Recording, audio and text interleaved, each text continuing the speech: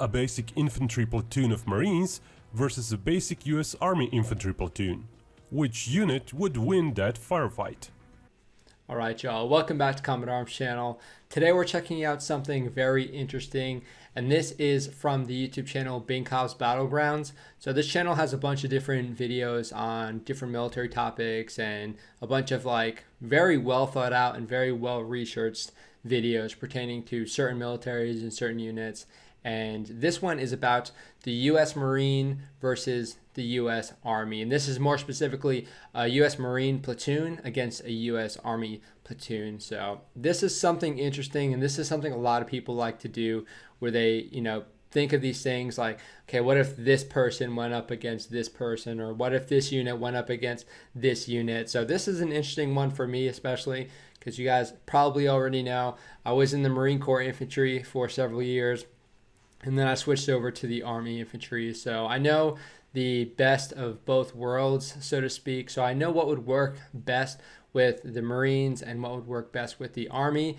And I know definitely a lot of the shortfalls. So again, this YouTube channel does a lot of awesome research. So we'll see how accurate it is. But I have no doubt that he's going to pretty much hit the nail on the head as far as the weapons and the efficiency of each platoon. So I'm very excited to check this out. It should be a good one. I haven't seen any of this video so far, but I know a few of y'all have actually been recommending it, and I have seen stuff from this channel previously. So I'm excited to check it out. Should be some good graphics, should be some very solid information as well. So let us get into it. The US Army and the US Marine Corps have had a long-standing tradition of rivalry. Who is a better warrior, True. who trains harder, who shoots better. But what are the That's actual definitely the differences Marines. between two similar basic units of the two services? And how would those differences show themselves in an actual battle? A basic infantry platoon of Marines versus a basic US Army infantry platoon. Which unit would win that firefight? All right. I love the graphics in this video, dude.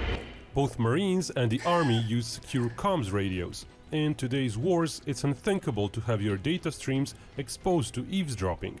This video is sponsored by NordVPN, a virtual private network Nice. app I wonder which if he can was help going you with enjoy that. similar encryption in another sense. And a 2-year plan. And usually the totals today the platoon often has a few more troops attached to its core. Usually the totals today are around 42 Army soldiers versus 43 to 45 troops for the Marines. Okay. A few of those are medics, forward observers and such, sometimes from the battalion's artillery or medical units, or even US Navy personnel in the case of the Marines. Those are not... Yeah, so you do have attachments sometimes. In the Marines, of course, you'll have the corpsmen.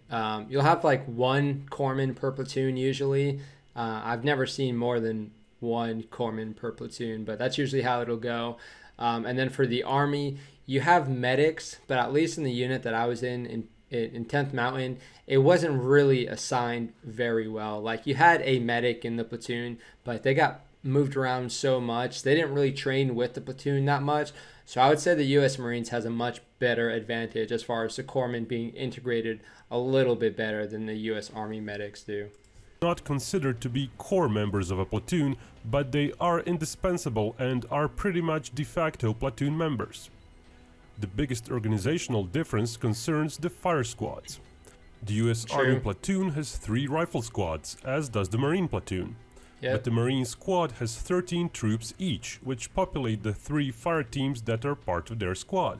The US Army squads have 2 fire teams, populated by a total of 9 troops. So now we're at 33 versus 43 or so troops. So there's one big difference, yet unmentioned. The Marines platoon doesn't have any organic heavy weapons, like mid-caliber machine guns or dedicated anti-tank detachments. All right, that is a very good point. However, so when you see like 13, 13, 13, that's in ideal conditions. More than likely, you're not going to have that many people. Like in the Marines, we were lucky. As a squad leader, I was lucky if I had 2 full teams, honestly. And in the Army, you will have your 2 teams, and they're usually pretty full. But a lot of times you get moved around a lot. Like the people get moved around a lot. So something that might not be considered in here is how often people get moved around. Because in the Army, yeah, we do have the integrated weapons squad, which has like the Carl Gustav, which might also just be in the normal infantry squads, but you have the Carl Gustav, and then you'll have the 240 machine guns. Now, it sounds awesome to have those integrated into the platoon. However, it's really weird because the leadership changes a bunch, and the weapons squad leader is supposed to be the most senior squad leader. However, the weapons squad leader will get pushed to do other things like go be a platoon sergeant sometimes. So you'll have members moving in and out of the line squad and the weapons squad, and that's not really good because you need to be really proficient with the machine gun and understand how to employ the machine gun to be able to use it effectively. So although the Army has them integrated and the Marines don't, it's not really managed as best as it could from what I've seen. Those detachment units do often operate with the Marines platoon in a regular combat setting, but they're actually part of the weapons platoon of the Marine company. On the other hand, the US Army platoon does have organic assets of such kind. Yep. So it has an additional 9-man squad, the weapons squad. Both sides can have further, usually company-level troops attached for added firepower. True. But without those, the US Army platoon is now complete at 42 troops. One could say the additional few troops ought to tip the scale, no? Certainly, if our tactical situation has both groups approaching each other from a few miles out, even one pair of eyes more could theoretically result in one side spotting the other earlier, and thus gaining some initiative to dictate the battle. Okay. Both the Marines and the US Army have been test fielding some drones on the platoon and even squad level. True. But so far neither side has managed to field such drones to average platoons. Yeah. The Army seems to be set on Black Hornet drones for the future, while the Marines seem to have decided in favor of the Instant Eye quadcopter. Okay, I'll say having used both, the Black Hornet is way, way better. It's much smaller. You can't hear it, even if it's like, I don't know, 10 meters away from you, you're not going to hear it. You're probably not going to see it, even if it went like right past you. You twist, and calibrate, and then you release. It's so small, so quiet. It has an awesome capability, super easy to control. The Instant Eye is good, however, it's extremely loud, and I think a little bit harder to control. But yeah, it sucks. These haven't been implemented into the actual infantry platoons just yet, but I really think it would add an awesome capability. That Black Hornet is a huge favorite of mine. Today, neither side uses such tech in most of its combat platoons. There are other factors in play as well. Let's look at how individual weapons compare. The True. composition and equipment of a platoon is often in flux. The Marines have, for example, decided to make their platoons even bigger in the future, with 15-member fire squads. Yep. But that's not yet applicable as a widespread measure, so it will be disregarded. Another transformation that will be taken into account is the Marines' conversion to the M27 assault rifle. While not all combat platoon units have fully switched to it, many have, so in this scenario the M27 is the regular Solid infantry research. rifle within the Marines platoon. Very solid The research. M27 infantry automatic rifle is roughly similar to the previous Marine rifle, the M4 carbine, which the US Army still uses. Roughly. It's based on the Heckler & Koch 416 design, which gives it some advantages over the US Army's M4A1 rifle. It really does. Basically, the Marines rifle has a 2-inch longer barrel. It's more precise and its firing mechanism is more reliable. Some tests Yeah, so the M27 has a free floating barrel, which means basically the barrel isn't being held down by like the gas block or the sights. It's not touching the handguard, which is really nice for something called like harmonics. So it allows the barrel to do the movements that it's supposed to be doing. It's sort of just like if you see a barrel after the weapon fires in slow motion, it sort of like whips a little bit, and that's what it should be doing, and that's what you want it to do. It makes for some more accurate fire. So having a free floating barrel really helps out as far as the accuracy. It's piston driven. The M27 is piston driven, so it is much more reliable, a little bit easier to clean. Not as easy to take apart, but it's definitely easier to clean, and it'll definitely last a lot longer before getting gummed up by carbon and whatnot. suggests up to 3 times more rounds shot before a malfunction compared to the M4. That's Of course, true. the Army's own tests claim the M4A1 is only slightly less reliable than the M27. Uh-huh. A drawback exists as well. It's 25% heavier. So over a long mission or in a sprint, the soldier carrying it might get tired a tad quicker. The sight on both is basically the same, though the Marines variant offers a tad less magnification. A curious decision given that it's coupled with a rifle that's naturally more precise. Better The reticle though. M27 in the hands of a good marksman can hit point targets out to 600 meters, which is roughly 100 meters farther than the Army's M4's effective range. But that's on a shooting range. Yeah, Such distances may not be applicable in a battle. very Your true. average battlefield is bound to have at least some bushes, trees, a slope, or even a house obstructing at least part of the view, and the enemy would be shooting back. US Army tests have shown actual precision at Very long solid ranges research. is not that good, That's awesome. which is why the US Army shooting qualifications are done to distances of up to 300 meters. Rarely Yeah. have in the history of wars regular infantrymen had to use their rifles over longer distances. That's Peculiar Yeah, that's a huge thing that I actually like about switching to the Army. The qual is much more realistic because you have targets popping up at different distances, and you have to, re-engage these targets at different distances. You need to judge how far the targets are and everything, and it's awesome. It's much more realistic. And of course, with the Marine Corps rifle qualification where you're shooting at like 500 meters, that's not really going to be applicable in modern combats, and it's not really a shot that you'd probably take too often. But yeah, 300 meters is definitely much more realistic. So I do like how the Army did that. Similarly, Marines do train at even longer distances. Their qualifications include shooting at 200, 300 and 500 yards. But comparing two different training methods is not a clear-cut task. The Marines' rifle qualification tests use known distances to well-marked targets, and True. Marines have more time to aim a shot on average. US Army training is a bit more representative of possible real-world shooting situations with harder target recognition. Pretty I much agree the with that. entire Marine platoon is standardized at using the M27 rifle, and that includes the automatic rifleman roles. Basically, the same rifle is also providing fire support in the fire squad. The only outlier might be the potential presence of designated marksmen in a fire squad. True. Those use the M38 rifle, basically a variant of the M27. The biggest difference is a more powerful scope with up to 8 times magnification. The US Army fireteam roster is more varied. Most fireteam members have the M4A1 carbine, yes, but one soldier has the M249 light machine gun. It's a 5.56 mil weapon, the same caliber as the other rifles, but Yeah, so you usually have one saw per fire team in the Army. At least that's what we had at in 10th Mountain. So that's what you'd usually have, one saw per fire team, and sometimes you'll even have saws in the weapon squad as well. So yeah, you'll have a bunch of saws, and I'll say the firepower from an M249 is much better than an M27 on full auto, because again, in the Marines you just have 30-round magazines, so you're gonna have to be reloading a bunch. But that designated marksman will definitely put in work, because the lethality definitely goes up when you have that nice optic. it's a heavier weapon. It usually uses a 200-round belt, and in that configuration it weighs a whopping 22 pounds. Interestingly, the Marines did use the same weapon in their fire teams, but have since switched to the M27 for automatic fire as well. Yep. The main reason was precisely the added weight and some reliability issues. Regular fire teams also have some explosive weapons on both sides. Each Army fire Hell team yeah. has one grenadier, using a 40mm grenade launcher. Yep. That's 6 grenadiers for the Army, compared to 9 grenadiers for the Marines, as they have more fire teams.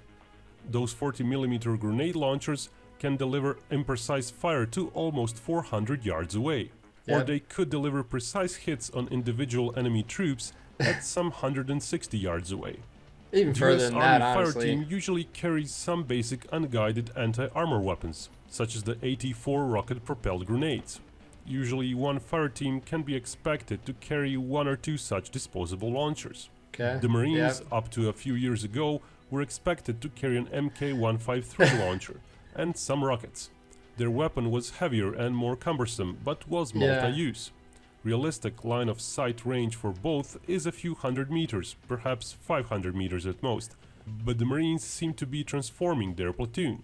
So the upper echelon units, such as the Marine Company, are distributing the 80 weapons on a case-by-case basis. Yeah, not a huge fan of the so small. it might be that the average Marine platoon today, whisked away into battle with no prior prep time, doesn't even carry any such 80 weapons.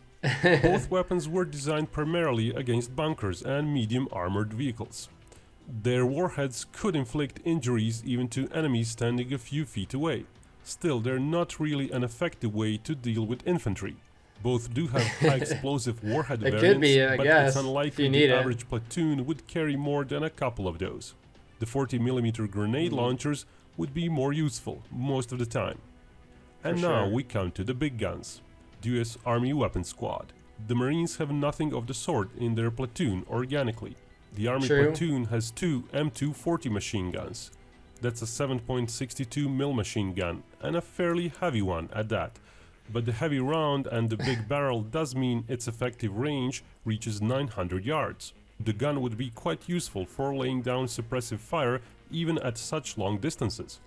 Yeah, so the 240s definitely put in work, and having two 240s in a platoon is extremely helpful, extremely beneficial, because it really allows the platoon itself to be able to maneuver, because you can use the machine guns as a base of fire and sort of use that to suppress main targets and target reference points. And then you can have the infantry squads maneuver while those machine guns are engaging. And with the Marine Corps, you'd have to utilize a whole squad basically as that base of fire. So you have one squad implemented just on base of fire using like just M27s and whatever else.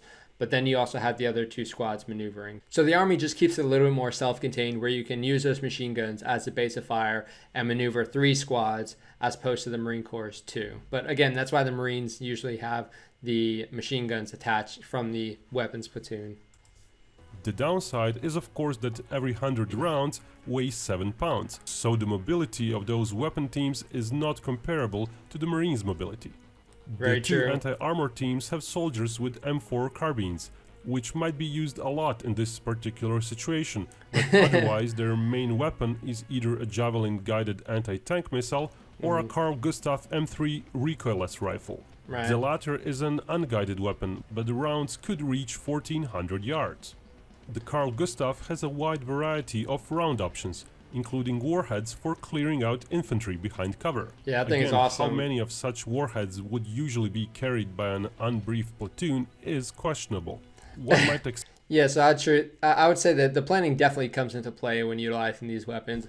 But I would say in the Army, they utilize, again, at least in 10th Mountain, we utilize more Carl Gustavs than what they're saying here. We actually put the Carl Gustavs in the infantry squad. So we did have the AT4s, but sometimes we'd also have the Carl Gustavs in the normal squads as well, and it helped out. expect one AT team within the weapons squad to use the Carl Gustaf, while the other would use the Javelin missile. The Javelin is guided, very precise, up to 2500 meters away. Yeah, that thing But do its work. current warhead is an anti-armor warhead, so unless it lands right next to an enemy, it might not even wound them. There is a multi-purpose warhead being developed, but its deliveries to the US Yeah, it's not Army gonna be will of start too only much later use in this year scenario. and continue for some time until they're standard. A new sighting system will also enable longer range engagements, but those are currently not available to the platoon in our scenario. Javelin's existing thermal targeting unit is sensitive enough that US platoons have been known to use it to confirm their targets at night or masked in smoke, That's rather true. than rely just on their other equipment. That's a good That might point. give the Army guys some edge if there's a night fight. There's hardly been a word about non-gunnery training though. But how does one quantify training and keep it objective? Today the Army training is Sure. longer than Marines training. The basic training course for the Army is 10 weeks versus 13 weeks for the Marines. Once they start gunnery training, both have some 6 weeks remaining. But the US Army trains more hours per week on average than the Marines. The Marines also do Okay. some specific water training, like a full week of just swimming training in various conditions. Yeah, so boot camp is definitely not really going to factor in so much with this scenario, because infantry training battalion, or the 8 weeks of infantry school like it shows on here, that's really where you're going to be learning how to implement all the weapons in an actual infantry platoon. Because again, in the Army, they have the one station unit program where you have infantrymen who go to a specific, basic training, and they train the entire time with the mindset of being an infantryman. And now that's like 22 weeks of the one station unit training, which is longer than Marine Corps training, including boot camp and the infantry training battalion. So yeah, it is longer, and I do think that is a better way to do it because, again, I've worked with the soldiers coming out of that 22-week infantry training, and they are pretty solid. Not gonna lie, I was pretty impressed. Again, it goes down to the actual individuals themselves. I would say Marines are generally tougher than the soldiers. However, those soldiers were definitely disciplined, and they knew how to do basic infantry tasks pretty well. So I was impressed with that. Physical fitness tests are also not directly comparable, as some tests feature crunches, the other tests feature sit-ups, and so on. Marines have to run for longer, but with more time allowed. There is no real palpable difference that would give either side an edge in modern combat with firearms. True. The Army guys have recently started receiving a longer infantry school training. Yep. They went from a 4-week course to basically a 12-week course. The Marines have 8 weeks of such specialized training. That's additional experience for specific jobs: maneuvering as a team, grenade usage, navigation, or role-specific tasks like mortar usage, vehicle There you go, usage, he's nailing etc. it. Of course, with the Army's change being so recent, most of its units have not gone through such training. On the field, the two formations would be similarly poised to detect each other, but the Marines may have a very slight edge. They're slightly more mobile as a unit, as they have fewer heavy weapons, and they have a That's few true. more pairs of eyes. The Army platoon may, however, have a slight edge at night due to their Javelin 80 missile sensor. The mobility And also, the Army also has the PSQ-20s, which is a thermal and night vision headsets, and they're also fielding new night vision that allows them to connect with their weapon. Again, that's not standard throughout, but the PSQ-20 is pretty standard, and that thing is awesome because it has thermals and night vision. It has an outline capability, so if you're not really sure of what you're looking at, you can turn on the outline and see if there's like an outline of a person. That'll definitely help with identification. So you won't necessarily need to keep utilizing the Javelin's clue system as like a thermal optic. And they also have, a bunch of other thermal and night vision optics. The Marines have them as well, like the PAS-13 optic, but it's nice to have that actual headset mounted thermal to be able to detect a little bit better. edge isn't that great though. Besides the weapons, Marines and Army men carry all sorts of stuff. 70 pounds of various equipment per person is a very usual load, with 100 pounds also being common. For example, just the body armor, which is quite comparable for both sides, weighs 30 pounds when fully The equipped. Marines is way better than the It has Army's. plates capable of defeating 5.56 mil rounds. Still, most of the body is only lightly protected, so the overall weight advantage for the Marines, compared to Army guys having to lug the heavy weapons around, would be perhaps 10 or so percent. Okay, now I need to say this definitely matters. So the Army's IOTV, the improved outer tactical vest or whatever, the IOTV is so garbage compared to the Marines Corps body armor. The Marine Corps plate carrier really allows you to move a lot better. It allows you to mount everything you need to, even utilize a belt. With the IOTV, it does not fit very well unless you get like a really small IOTV. It doesn't really cover you that well. The mobility is much worse on the IOTV, just based off of how much padding and everything it has all over. Slightly more mobile, the Marines might be able to evade a night fight if they deem it would not be advantageous to their position. Certainly, if one side manages to detect the other and remains itself undetected, that in itself would be half the battle. The side with greater situational awareness would be able to devise a plan of attack and position itself favorably around the enemy. Good Potentially, point. depending on the surroundings, even perform some sort of an ambush. But the recon edge is fairly minor. In almost as many cases, the Army unit will spot the Marines at the same time, and the Army does have some longer reach weapons. In a real environment, it would really be more of a game of hide and seek, one side trying to outmaneuver the other, one side running away if needed until they get to a favorable position. Yeah, it's definitely a good point. I'd say it really matters to have solid, strong people on the weapon squad to be able to carry those machine guns and all the ammunition. Because if you have people who aren't strong and who can't really carry it as fast as the light infantry squads can move, then it's going to be a pain in the butt. So the Marines definitely will be able to move a little bit faster just based off of not having the 240s with them. But let's say our scenario forces combat on both sides. They can't run away, they have to press on. The Okay. Army's 2 mid-caliber machine guns would be quite handy there. Yeah. And suppressive fire. Yeah, they would. Possibly pinning down and preventing a whole fire team of Marines from moving, each. The Army's light machine guns would also present a minor advantage in such a scenario over the Marines' M27, and the precise, guided one shot from the Javelin might result in an insta-kill, which might be problematic for the Marines if the person killed is, say, a squad leader. The Carl Gustaf is also a pretty good force multiplier, as it can outrange the Marines' weapons, and it should have at least not looking good one for the high Marines. explosive warhead within the platoon. So the Army guys might get some early kills, before the distance between the two sides goes down to 600 or 700 yards. Both sides might have or are even likely to have a few marksmen in their platoons. Some Army marksmen use the regular M4A1, but with better optics, while some use the M110 rifle, which is a 7.62 I've not seen that caliber weapon. in a Those normal are infantry somewhat better platoon. than even the M38 marksman rifles the Marines would use, as they also have a slightly larger and greater magnification scope. So the Army Yeah, I personally haven't seen the M110 in a normal infantry platoon. In 10th Mountain, we just kept the M110s with the snipers in the recon platoon. platoon might bring down a few more Marines, before the Marines manage to close in enough.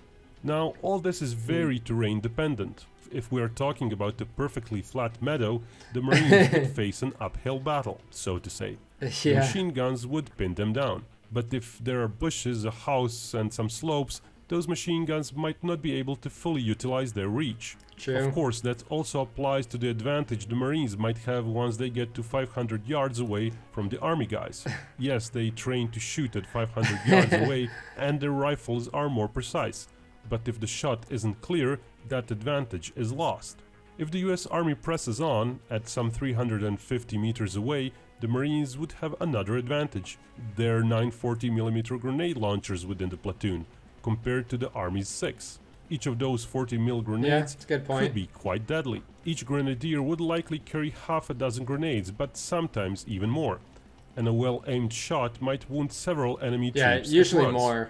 The body armor both sides use would be quite useful in preventing a lot of grenade kills, as they're good against such small fragments. Still, an incapacitated person, even if the wound is not lethal, is often a liability. Yep. Both sides use the M320 grenade launcher, which is more precise than the old M203 under-barrel launcher. Yeah, I don't know, but you got to think like at least in my units, the Army had the 320s mounted on the M4s, and it's really a pain in the butt to utilize it like that sometimes. So I'm not sure if the Marine Corps is actually using the 320s as an undermounted weapon, but I would definitely recommend to not do that. If you have the option, if you join the Army, if you have the option to not have the 320 mounted, I would definitely not mount it, because you have much more maneuverability when you don't have it mounted, and you can really utilize it a little bit more effectively, and it's just kind of awkward having to use the 320 like that, in my opinion. But I was a huge fan of the 203, but yeah, they got rid of that. The M320 was designed to be used either as an under-barrel launcher or as a standalone weapon, with a buttstock for added support. Yep. If the fighting distances manage to stay at 500 yards and the Army's machine guns are somehow neutralized, the Marines would likely win. But in reality, the machine guns would be just as much of an edge at that range as the Marines' standard issue rifles and their marksmanship. There would also be smoke grenades used, and it's quite possible many clear shots at long ranges would not be applicable. If the fight somehow manages to degenerate to extremely short ranges, perhaps due to terrain and surroundings, the Marines do have one small advantage. They still train for bayonet use. The Army guys, while their knives can be used as a bayonet, do not train for that type of combat anymore. Okay, I'm gonna cut this off real quick. All right, the Marine Corps bayonet training is absolute trash. I'm going to go ahead and say it. Compared to what I've seen with like the British Army and the Royal Marines and the Paras and whatever, the Marine Corps bayonet training is absolute garbage. We did it one time in boot camp, and it was like the bayonet assault course, and it was like crappy weather or something, so we couldn't even do the entire thing. It's just you taking this dull bayonet and attacking a tire. Like, yeah, you'll train with pugil sticks, but that's not really going to help so much with here. And you also don't really carry a bayonet that much.